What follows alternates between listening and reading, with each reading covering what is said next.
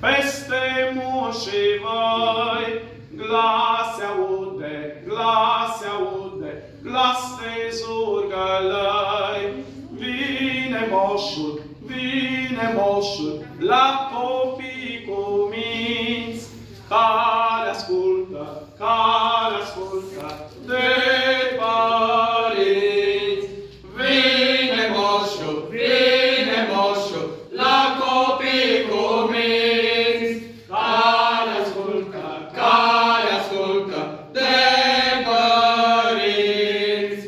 Toți copiii de prin țară, toți să-l așteptăm, și frumos în cămășuțe albe ne îmbrăcăm. Moșul vine, doar la cei cuminți, iar de noi el lasă darul la părinți. Moșul vine, doar la cei cuminți, iar de noi el lasă darul la părinți. Moșul să-l aștepte iarăși, la fel de cuminți, toți copiii care acum sunt și ei părinți.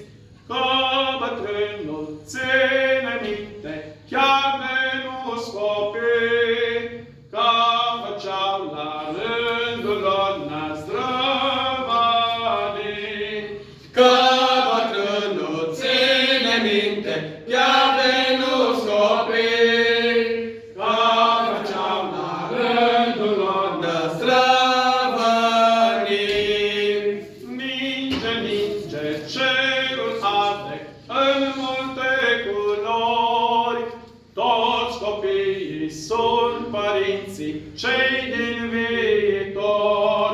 Să ne amintim Crăciunul doar cu bucurii, ca atunci când noi eram decât